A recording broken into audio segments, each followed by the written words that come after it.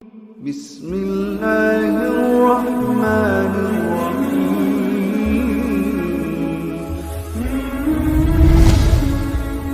بد نظری سے بچنے کا طریقہ بتا دیں۔ سب سے پہلے تو نکاح ہے۔ نبی صلی اللہ علیہ وسلم نے فرمایا، بخاری مسلم کی حدیث ہے، یا معشر الشباب من استطاع منکم الباءۃ فلیتزوج فإنہ اغض للبصر۔ اے نوجوانوں، تم میں سے جو نکاح کی استطاعت رکھتا ہے وہ نکاح کر لے، اس لیے کہ یہ نگاہ کو جھکانے کی سب سے زیادہ طاقت نکاح میں ہے۔ اب حدیث کے الفاظ دیکھو، اغض یہ کمپیریٹیو ڈگری ہے، اس میں نگاہ کو جھکانے والی جتنی چیزیں ہیں ان تمام چیزوں سے کمپیئر کیا جا رہا ہے۔ نگاہ کو جھکایا جاتا ہے جب انسان تبلیغ میں وقت لگاتا ہے تو بھی نگاہ جھکنے کی صلاحیت پیدا ہوتی ہے، اہل اللہ کے بیانات سنتا ہے تو بھی نگاہ جھکنے کی صلاحیت، اللہ کا خوف، محاسبہ، مراقبہ، یہ تمام ایسی چیزیں ہیں جن سے انسان میں نگاہ کو جھکانے کی صلاحیت پیدا ہوتی ہے۔ تو آپ صلی اللہ علیہ وسلم نے ان تمام چیزوں سے کمپیئر کیا نکاح کو، فرمائے تمام چیزیں ہیں مگر سب سے زیادہ طاقت نگاہ کو جھکانے کی کس میں ہے؟ شادی میں، نکاح میں۔ یہ حدیث ہے، اغض کمپیئر کیا جا رہا ہے، جیسے نا گڈ، بیٹر، بیسٹ، بیٹر کا مطلب بیٹر دین فلاں فلاں فلاں، تو تمام چیزوں کو ایک طرف، ان سے زیادہ۔ تو سب سے زیادہ پاورفل چیز نگاہ کو جھکانے کی کون سی ہے؟ نکاح۔ نامحرم سے نگاہ جھکانا چاہتے ہو تو نامحرم سے نکاح کر لو، اور لاجیکلی بھی ایسا ہی ہے۔ بھوک برداشت کرنے کی، بھوک کا سب سے بہترین علاج کھانا کھا لو، حلال پیسوں سے روٹی خرید کے کھا لو۔ بھوک کا ایک علاج یہ بھی ہے کہ آپ سوچیں کہ کسی کی روٹی کھانے سے نقصان ہوتا ہے، گناہ ملتا ہے، چرا کے روٹی سے بزرگوں کے بیانات سنیں کہ چوری کے خلاف تبلیغ میں وقت لگائیں، تو ایک احساس پیدا ہوگا بھائی کسی سے روٹی نہیں چھیننی، مگر احساس ہی ہوگا، پھر بھی دل چاہے گا۔ سب سے بہتر حل کیا ہے کہ حلال کماؤ، روٹی خرید کے کھا لو، پیٹ بھر جائے گا۔ تو تبلیغ والے پھر اگر کوئی دنیا دار آدمی کہے گا بھی نا کہ حرام روٹی کھاؤ تو بھی آپ نہیں کھاؤ گے، بولے گا یار جب حاجت ہی نہیں ہے۔ تو نکاح کرنے سے انسان میں حرام کی خواہش یا تو بالکل ختم ہو جاتی ہے یا کم، کیونکہ جب ایک جو باڈی کی ایک ریکوائرمنٹ تھی وہ جائز طریقے سے پوری ہو گئی ہے تو کوئی اتنا فنٹر نہیں ہوتا کہ ہر وقت ایک ہی خواہش اس پہ مسلط رہے۔ ارے ہر خواہش اللہ نے محدود رکھی ہے نا، اتنا بڑا فنٹر کوئی دنیا میں مرد کا بچہ پیدا نہیں ہوا ٹھیک ہے، کہ اس کی یہ خواہش بھی پوری ہو ہی نہ سکے، ایک حد تک ہے، اس سے آگے نہیں ہے۔ تو اس لیے شریعت نے جائز کو فوکس کیا ہے کہ حلال میں وسعت پیدا کرو تو حرام میں کی طرف دل چاہے گا ہی نہیں، اور پھر تھوڑا بہت جو چاہے گا تبلیغ میں وقت لگاؤ، وہ اس سے کور ہو جائے گا۔ اہل اللہ کے اصلاحی تعلق قائم کرو۔ ہم فوکس کرتے ہیں اصلاحی تعلق کو زیادہ، نتیجہ یہ نکلتا ہے کہ بہت سے لوگ خانقاہ میں جاتے ہیں، کھانا پینا وہی چل رہا ہے، انڈے پراٹھے، لیکن ان کو بزرگ کے بیانات کا ذرہ بھی فائدہ نہیں ہوتا، کیونکہ باڈی اسی طرح مانگتی رہتی ہے۔ پھر نتیجہ کیا نکلتا ہے؟ کچھ وقت صبر کرتے ہیں، پھر جب ان کی بریکیں فیل ہوتی ہیں تو وہ ایسا بدماش بن کے دکھاتے ہیں جو عام آدمی بھی نہیں ہوتا۔ اس لیے کہتے ہیں صوفی جو ہے نا، صوفی یا تو بہت نیک ہوگا، بدماش ہوگا تو بہت ٹائٹ قسم کا بدماش ہوگا۔ اس میں صوفیوں میں درمیانی ٹائپ کے لوگ نہیں ہوتے۔ تو یہ ہے۔ اور اگر نکاح کی طاقت نہیں ہے، طاقت نہ ہونے کا مطلب کیا ہے؟ نکاح کی طاقت کہ کوئی رشتہ دینے کے لیے تیار ہی نہیں ہے، مل ہی نہیں رہا، تو پھر یہ نہیں ہے کہ پیسے نہیں ہیں، پیسے ہیں اور رشتہ نہیں مل رہا تو بھی نکاح کی طاقت نہیں ہے۔ پیسے نہیں ہے اور رشتہ مل گیا، لڑکی آپ کی غربت میں آپ کے ساتھ رہنے کے لیے تیار ہو گئی تو طاقت ہے نکاح کی، کیونکہ نبی نے ایسے صحابی کا نکاح کرایا جن کے پاس ایک لنگوٹی کے سوا کچھ بھی نہیں تھا، ان سے زیادہ غریب تو دنیا میں کوئی گزرا نہیں، لیکن ان کی بیوی راضی ہو گئی تھی کہ چلو اسی غربت میں آپ کے پاس فاقے ہیں تو میں بھی فاقے برداشت کر لوں گی۔ تو نبی نے ان کو تو نہیں کہا کہ تم میں تو نکاح کی طاقت ہی نہیں ہے۔ بھئی یہ عورت کا مسئلہ ہے نا، وہ کہہ رہی ہے آپ کی اس تنخواہ میں گزارے کے لیے تیار ہوں، تو جب وہ تیار ہے تو آپ کو کیوں بیچ میں ٹانگ اڑا رہے ہو؟ یار بات ہی نہیں سمجھ میں آ رہی لوگوں کے۔ بھائی دیکھو لوگ پتہ ہے کیا کرتے ہیں، اب آپ نے کہیں نکاح کا پیغام بھیجا، لوگ کہتے ہیں تمہاری تنخواہ 10,000 میں تم شادی کر رہے ہو، تمہیں شرم نہیں آ رہی؟ تو بھائی وہ ریجیکٹ کرے لڑکی کے 10,000 والا مجھے نہیں چاہیے کیونکہ میں 10,000 میں گزارا نہیں کر سکتی. یہ اس کا رائٹ ہے. اگر وہ 10,000 میں ایگری ہے تو پھر اس کا مطلب وہ جب خود راضی ہے تو آپ کو کیوں تکلیف ہو رہی ہے؟ اب آپ یہ کہہ سکتے ہیں کہ وہ کیوں راضی ہوگی؟ 10,000 میں کون راضی ہوتا ہے بھائی؟ ہو سکتا ہے اس کے ابا کی تنخواہ 5,000 ہو. اس کو پتا ہے کہ میں 5,000 میں جب پاپے کھا رہی ہوں اور کبھی پاپے بھی نہیں ملتے, یہ 10 والا اس سے تو بہرحال بہتر ہے. تو غریب آدمی شادی کرے گا. اسلام میں کہیں بھی غریب کو نہ 1 سے روکا اللہ نے, نہ 4 سے روکا ہے. غربت نکاح میں رکاوٹ ہے ہی نہیں. مرد کے لیے, عورت کی بات نہیں کر رہا, مرد کے لیے رکاوٹ ہے, عورت کے لیے رکاوٹ ہے. عورت کہہ سکتی ہے بھائی میں نے اپنے ابا کے یہاں ڈیفینس کلفٹن میں نے ٹائم گزارا ہے اور ہمیشہ پیزے برگر کھائے ہیں, تم 10,000 میں کیا سموسے بھی نہیں لا سکتے, تم تو پاپے بھی نہیں کھلا سکتے. تو ٹھیک ہے, اس کو رائٹ ہے وہ نہیں کرے کیونکہ اس کو اپنے لیول کا بندہ چاہیے. مرد کے لیے غربت نکاح میں رکاوٹ نہیں ہے. اگر رکاوٹ ہوتی تو قرآن یہ تھوڑی کہتا کہ نکاح کرا دو, کر لیا کرو. ان یکونوا فقراء یغنیہم اللہ من فضلہ, اگر فقیر ہوگے تو اللہ اپنے فضل سے غنی کر دے گا. اللہ تو یہ کہتا ہے اگر فقیر ہو تو نہیں کرو, پیسے آنے دو پہلے. اسی طرح بخاری کی حدیث ہے باب تزویج المعسر, صحیح بخاری میں, غریب کی شادی. امام بخاری نے دیکھو باب کیسا باندھا, غریب کی شادی. پھر اس میں یہ حدیث ذکر کی ہے کہ ایک صحابی کے پاس ایک ازار تہبند, اوپر کی قمیض بنیان بھی نہیں ہے, صرف تہبند باندھ کے بیٹھے ہوئے ہیں.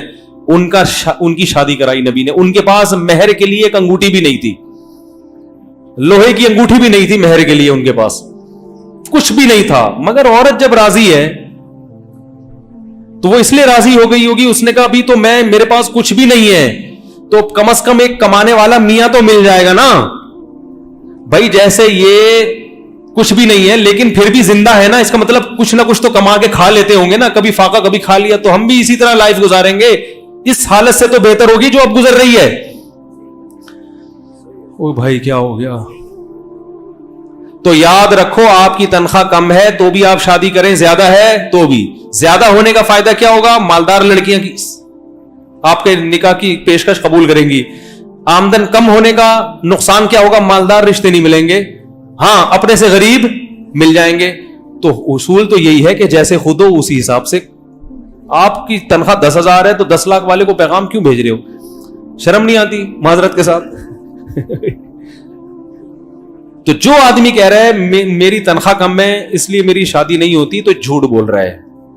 آپ کی تنخواہ کم ہے اس لیے آپ کی شادی آپ کی تنخواہ زیادہ والوں سے نہیں ہوتی, کم والوں سے ہو جائے گی. نہیں آ رہی ہے سمجھ میں الحمدللہ. تو غربت نکاح میں رکاوٹ, ایک دھیلا بھی نہیں ہے جیب میں تو بھی شادی کرو, بشرطے کہ رشتہ مل جائے. آپ ٹرائی کرتے رہیں. ہاں رشتہ نہیں مل رہا جیسے کہ ملنے کا چانس ہے بھی نہیں, کیونکہ لوگ لڑکی والے سب سے پہلے لڑکے کے پیسے دیکھتے ہیں, تو ان کو حق ہے کہ وہ دیکھیں. تو کوشش جاری رکھو, اگر مل گیا تو آپ ایسی غریب مل جائے گی. بعض دفعہ لڑکی مالدار ہوتی ہے وہ پھر بھی غریب سے اس لیے کر لیتی ہے کہ وہ کہتی ہے ایجوکیٹڈ بندہ ہے, شریف آدمی ہے, مارکیٹ میں شریف لوگ کیا چل رہے ہیں, شارٹ چل رہے ہیں, وہ کہہ رہی پیسے میں کھلاؤں گی کوئی مسئلہ نہیں ہے, شادی کرو.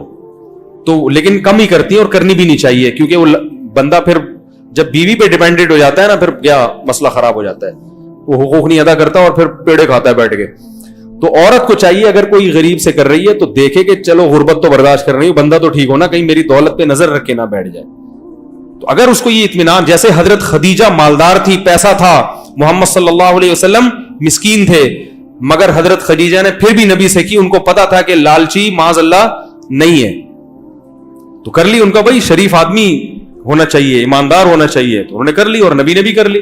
نبی کی تو غربت دور ہوئی حضرت خدیجہ سے نکاح کر کے. نہیں آ رہی ہے الحمدللہ. یہ تکیہ کلام بن چکا ہے, کوشش کر رہا ہوں نکالوں اس کو, تو اس کا اپوزٹ لفظ جب زبان پہ لاؤں گا تو نکلے گا. آ رہی ہے سمجھ میں الحمدللہ, ٹھیک ہے. تو جتنے غریب غربا یہاں بیٹھے ہوئے ہیں گھبرائیں مت.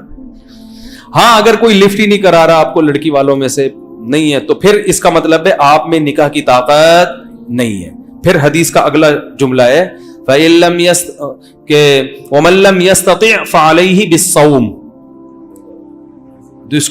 جس میں استطاعت نہیں ہے, کیا مطلب جس کو رشتہ نہیں مل رہا اپنے حساب سے, تو وہ کثرت سے روزے رکھے, 2-4 نہیں, کثرت سے روزے. کیا مطلب؟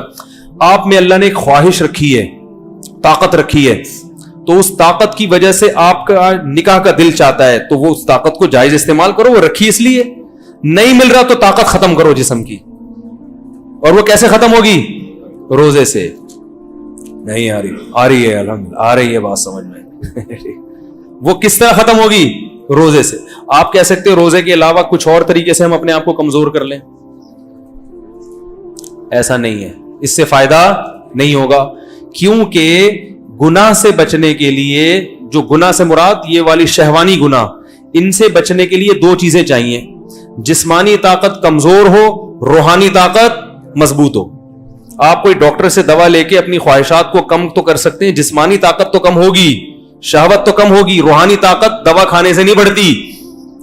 روزے میں جب آپ کھانا پینا چھوڑیں گے اور مسلسل روزے رکھیں گے تو جسمانی طاقت ہوگی کم, اور روزہ چونکہ عبادت ہے اس سے روحانی طاقت نہیں آ رہی. بات آ رہی ہے, سمجھ آ رہی ہے بات سمجھ میں. روحانی طاقت کیا ہو جائے گی؟ بڑھ جائے گی. تو آدھا کام سے بات نہیں بنے گی. تو اس لیے روزے کا کوئی آلٹرنیٹ, روزے میں ایک انسان کو خود ہی احساس ہوتا ہے, اور 2-3 روزے نہیں, اعلیٰ ضرر کے لیے آتا ہے عربی میں علیہ بس, کیونکہ 2-4 روزے سے تو اور خواہش بڑھتی ہے. کثرت سے روزے رکھے. ایک اہل حدیث تھے وزیر آباد میں, میرے دوست تھے, بڑے زبردست گپ شپ تھی ان سے میری. وہ ایک دن میں ان کا تھوڑا سا مذاق بھی اڑاتا تھا, کیونکہ ہمارا بھی اڑاتے تھے. وہ کبھی کبھی حنفیوں پہ طنز ہلکا پھلکا تو چلتا ہے, تو میں بھی تھوڑا سا چٹکلا سنا دیتا تھا ان کو. ایک دن وہ میرے پاس آئے, وہ کہنے لگے کہ مفتی صاحب, میں جوان آپ تھے بڑے لال ٹماٹر کی طرح سرخ, کہ یار میں بڑا مسئلہ ہے, میں بازار میں بیٹھتا ہوں, میں شادی شدہ ہوں, میری بچیاں بڑی ہو گئیں, مگر یار میں اتنی مختلف ڈیزائن کی عورتیں آتی ہیں, میری نظر نہیں جھکتی, بڑا مسئلہ ہو گیا, میں کیا کروں؟ میں نے کہا قرآن حدیث کی روشنی میں بتاؤں. وہ ہر وقت کہتے ہیں نا قرآن حدیث پر, قرآن بتاؤں؟ کہہ رہے ہاں بتائیں. میں نے کہا حدیث میں آتا ہے, قرآن میں بھی آتا ہے نکاح کرو, ٹھیک ہے نا, اور حدیث میں بھی آتا ہے کہ اغض للبصر, جو نکاح ہے نگاہ کو جھکانے کی سب سے زیادہ طاقت. تو میں نے کہا شادی کر لو ایک اور. کہنے لگا بھائی یار یہ نہیں ہو بھائی, یہ بڑا مسئلہ ہو گیا بھائی مفتی صاحب, یہ کیسے میری بیوی مارے گی وہ فلانا. میں نے کہا قرآن حدیث کی روشنی میں بتا رہا ہوں. وہ ہر وقت میرے سامنے کہتے قرآن حدیث قرآن حدیث. میں نے کہا قرآن حدیث. کہہ رہے ہیں وہ تو ٹھیک ہے لیکن کچھ اور حل بتاؤ یار. میں نے کہا قرآن حدیث کی روشنی میں بھائی. کہہ رہے نہیں یار مفتی صاحب وہ مذاق نہیں کر. میں نے کہا سیریس ہوں بھائی, مذاق نہیں کر رہا. تو کہہ رہے میں نے کہا اچھا چلو یہ والا نہیں سمجھ میں آ رہا. کہہ رہے نہیں دوسری کون کرے گا, پٹوں گا سالے پیٹیں گے پڑ گے, بیوی مارے گی, روٹی بند کراؤ گے. ان کے الفاظ ہیں, کہہ رہے مصعب گھر میں روٹی بند کراؤ گے. میں نے کہا چلو ایک اور آپشن ہے. حدیث اگلا قرآن حدیث میں آتا ہے کہ جس میں نکاح کی طاقت نہیں ہے, جیسے کہ آپ نہیں افورڈ کر پا رہے, آپ کو پتا ہے بہت بری طرح پٹوں گا میں, سالے پکڑ کے ماریں گے, تو پھر کثرت سے روزے رکھو. روزے نہیں علیہ ضرر, کثرت سے روزے. میں نے کہا یہ جو لال ٹماٹر بنے ہوئے ہو نا کھا کھا کے, یہ چہرے تھوڑا سا مرجھا جائے گا اور باریک ہو جاؤ گے روزے رکھ رکھ کے. تو یہ جو کرنٹ بھرا ہوا ہے نا, یہ اتنی زور سے نہیں جھٹکے مارے گا جتنے ابھی کرنٹ لگ رہا ہے آپ کو. جہاں دیکھتے ہو ایک دم دل چاہتا ہے, یہ کم ہو جائے گا. کہہ رہے ہاں چلو یہ رکھتا ہوں. کہہ رہے کتنے روزے رکھوں؟ میں نے کہا کثرت سے رکھ لو 40 قرآن حدیث کی روشنی میں. بار بار میں نے کہا قرآن حدیث کی روشنی میں کثرت سے روزے کتنے ہوتے ہیں؟ 40. میں نے کہا 40 رکھ لو. کہہ رہے پھر کیا ہوگا؟ میں نے کہا پھر یہ ہوگا کہ 40 روزے رکھنے کے بعد آپ باریک ہو جاؤ گے, دبلے پتلے ہو جاؤ گے. تو پھر جب آپ دوبارہ کھانا شروع کرو گے تو پہلے سے زیادہ مستنڈے ہو جاؤ گے آپ, کیونکہ جب اس طرح نتھر جاتا ہے نا جسم, بھائی سارا کولیسٹرول نکل گیا, چربی پگھل گئی. اب جب کھاؤ گے تو نئے سرے سے طاقت آئے گی, پہلے سے زیادہ پاورفل ہو جاؤ گے. کہہ رہے یار پھر کیا ہوگا؟ میں نے کہا پھر دوبارہ 40 روزے. کہہ رہے یہ کیا؟ میں نے کہا قیامت تک کا پیکیج ہے یہ. کہہ رہے یار یہ کوئی حل تو نہ ہوا. میں نے کہا واقعی حل نہیں ہے. یہ حدیث میں حل ان لوگوں کے لیے ہے جو نکاح کی تلاش میں ہو, جب تک رشتہ نہ ملے روزہ رکھ کے گزارا کریں. جس کا ارادہ ہی نہیں ہے اس کے لیے یہ پیکیج نہیں ہے. بہت مشکل ہے. میں نے کہا قرآن حدیث کی روشنی میں تو یہی ہے بھائی. کہہ رہے یار یہ تو بڑا مسئلہ ہے, یہ تو بڑا مسئلہ ہے. میں نے کہا پھر یہی ہے کہ یہ بھی نہیں ہوتا تو کیونکہ روزے کب تک رکھے گا بھائی؟ یہ تو روزہ اس کے لیے ہے کہ رشتے بھی تلاش کرتے رہو اور روزہ بھی، جب رشتہ مل جائے تو روزے رکھنا چھوڑ دو. تو کہہ رہے ہیں یار میں نے کہا پھر بس صبر کرو اور کوئی حل نہیں ہے، آخرت کو سوچو، گناہ ملے گا. قرآن حدیث کی روشنی میں جو چلتا ہوں میں نے بتا دیا آپ کو. بد نظری سے بچنے کا طریقہ ہو گیا. ٹھیک ہے، باقی یہ کہ بھائی نکاح کی استطاعت نہیں ہے، روزے رکھو، وہ بھی نہیں ہو رہا، تو پھر یہی ہے کہ چند اور چیزیں ہیں جو تجربے سے ہیں، ان کا اتنی مضبوط تو نہیں ہے جو حدیث میں ہے. ظاہر ہے جو حدیث میں علاج ہے اس کا تو کوئی متبادل ہو ہی نہیں سکتا. تو پھر میں لڑکوں سے کہتا ہوں کہ اپنے آپ کو مصروف رکھو. یہ باڈی کی ریکوائرمنٹ ہے نا یہ گناہ، تو باڈی کو کھپا دو کسی جائز کام میں. جم جایا کرو، اپنی انرجی کو یوٹیلائز کرو. کہاں؟ ایکسرسائز میں، جم میں. اور روحانی ترقی کے لیے تبلیغ میں جاؤ اور بزرگوں سے اصلاحی تعلق، ادھر سے ان کے بیانات بھی سنو. اللہ کا خوف پیدا ہوگا، آخرت کا خوف پیدا ہوگا. پتہ چلے گا نظر اٹھانے کا گناہ ہے، اس سے انسان کی آنکھیں گندی ہو جاتی ہیں، دل کا سکون خراب ہوتا ہے، اس سے فائدہ ہوگا انشاءاللہ.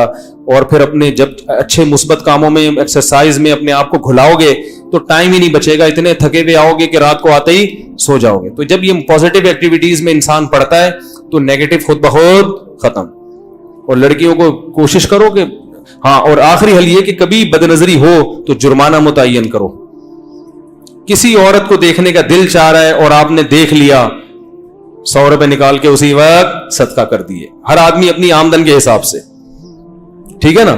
1 کروڑ روپے آمدن ہے، 1 لاکھ روپے نکال کے، کروڑ والے کے لیے لاکھ کی کوئی حیثیت نہیں ہے، ٹھیک ہے نا. چلو لاکھ نہیں کرتے، 10,000 کر دو. جس کی کروڑ آمدن ہے بھائی، جب بد نظر کوئی اتنا جرمانہ رکھو جو افورڈ کر سکو. سمجھ میں آ رہی ہے بات؟ تو دن میں 10 دفعہ بد نظری ہو رہی ہے تو 10 دفعہ 100 روپے، 1000 روپے ایک دن ہوں گے. اگلے دن کہے گا آدمی 1000 نہیں 500 پہ آ رہا ہوں بھائی، میں 500 افورڈ کر پا رہا ہوں، 1000 نہیں. تو 5 بد نظریاں چھوڑے گا نا، اگلے دن کہے گا یار 500 بھی 2-4 دن تو ٹھیک ہے، پورے مہینے تو 30,000 روپے اچھا خاصا ہے. تو ختم نہ بھی ہو، کم انشاءاللہ ہو جائے گی. بہت اہم بات ہے یہ جو اب بتا رہا ہوں، ختم نہ بھی ہو کم ہو جائے گی. اور ایک گریوی میں فائدہ ہوگا. ختم نہ بھی ہو تو گناہ کے ساتھ نیکیوں کا پلڑا بھی. ارے جب قیامت کے دن آئے گا، اتنی انٹیوں کو جھانکا تاکا ہے اس نے، تو اتنے پیسے صدقہ کیے ہیں یہ دوسرے پلڑے میں. جب گناہ ہوں گے تو نیکیاں بھی تو پلڑے میں آئیں گی نا. تو اس صدقے کا فائدہ کیا ہوگا؟ گناہ کم ہوگا، ہو سکتا ہے چھوٹ ہی جائے، اور نہ بھی چھوٹا تو گناہ کا جہاں اعمال نامے میں گناہوں کا جو پلندہ بڑھتا جا رہا ہے، تو نیکیوں کا بھی ساتھ ساتھ ہو سکتا ہے اسی بیس پہ مغفرت ہو جائے. اللہ کہیں گے کہ اس نے غریبوں کی مدد کی ہے تو بدنظری بھی کی ہے، تو وہ والی نیکیاں اس کے گناہوں سے زیادہ ہو گئی ہیں، بخش دو. تو مقصد تو بخشوانا ہے نا اپنے آپ کو. کیا خیال ہے بھائی؟ تو پھر یہ نہیں کہ جان جان کر دیکھو، ایک دفعہ دیکھا 100 روپے ہے کہ چلو نیکی بھی ہو رہی ہے، بخش تو جائیں گے نا. دوبارہ دیکھا 50 روپے، 500 روپے. یہ جائز نہیں ہے، کیونکہ قیامت کے دن نیکیاں اور برائیاں گینی نہیں جائیں گی، تولی جائیں گی. تو اللہ کو کوئی ایک گناہ بعض دفعہ اتنا ناپسند ہوتا ہے کہ وہ اس کا وہ گناہ تو ایک ہوتا ہے مگر وزن میں وہ بہت زیادہ بھاری ہوتا ہے. تو اس لیے گناہ سے اپنے آپ کو بہرحال بچانا ہی ہے.